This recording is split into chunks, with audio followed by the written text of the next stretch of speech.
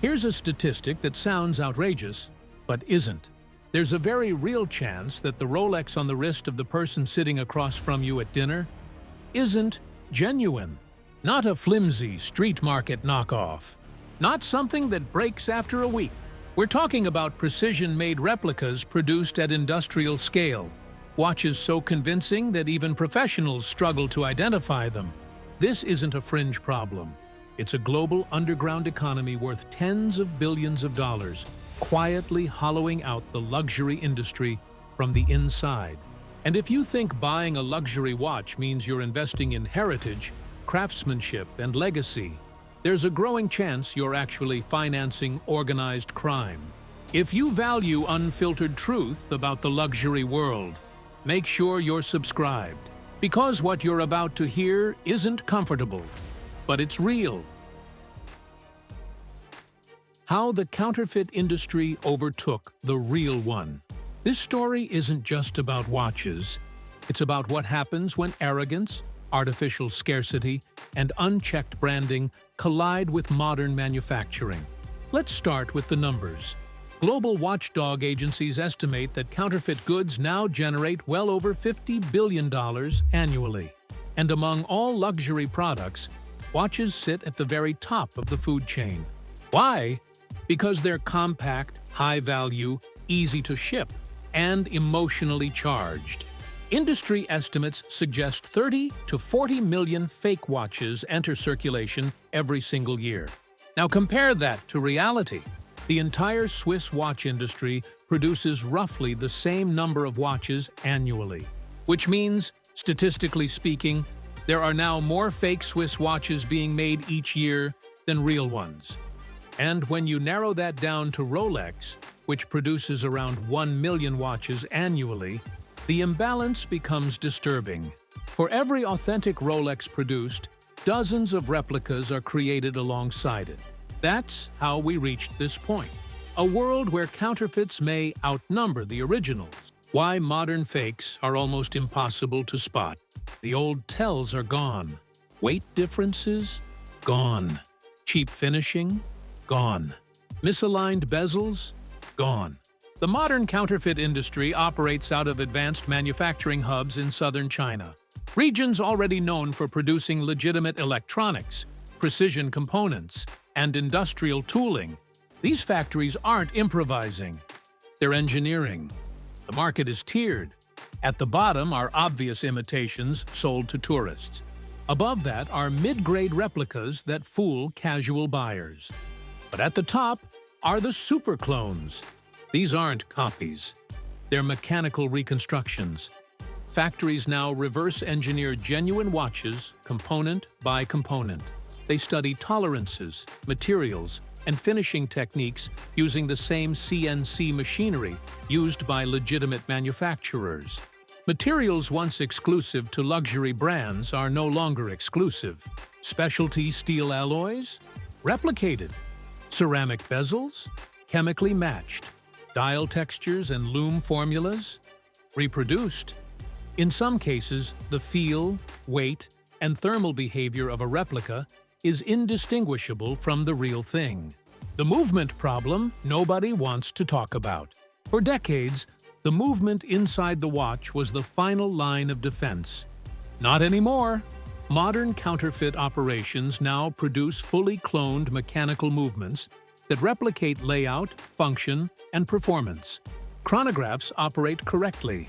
Power reserves match advertised specs. Winding feels identical.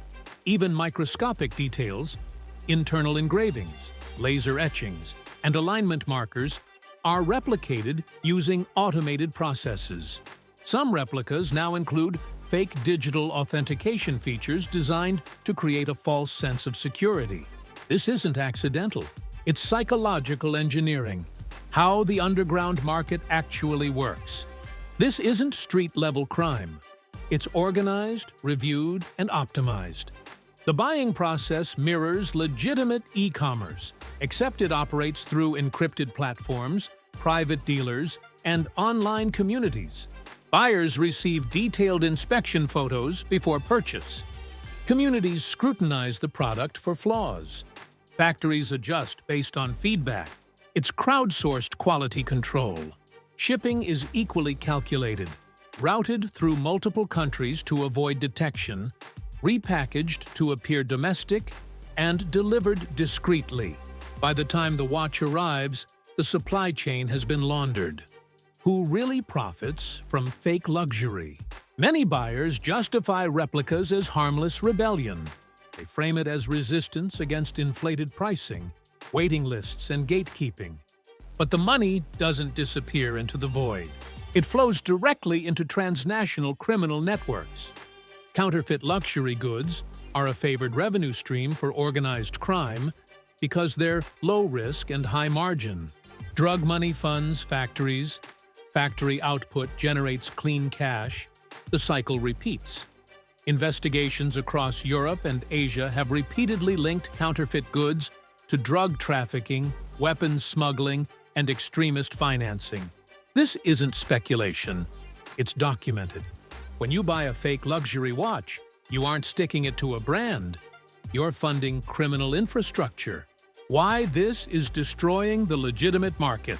The damage isn't theoretical. Luxury brands lose billions.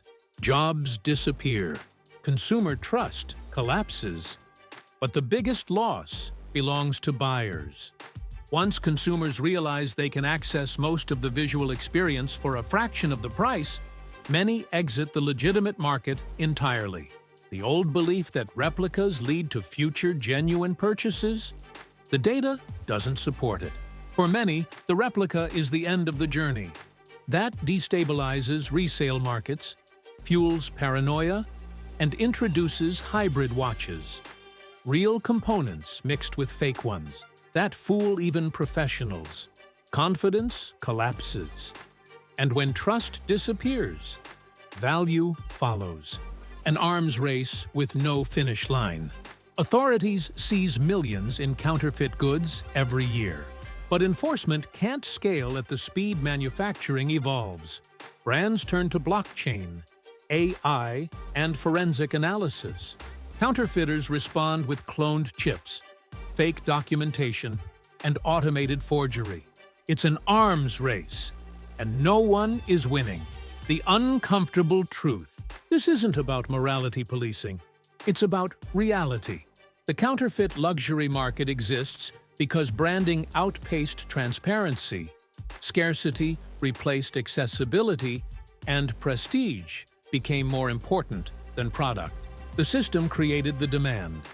The underground fulfilled it. And now, the consequences are everywhere. Final question. If you could wear a watch that looked and felt identical to the real thing, and no one would ever know, would you? Or does knowing where the money goes change everything? Let me know your thoughts in the comments.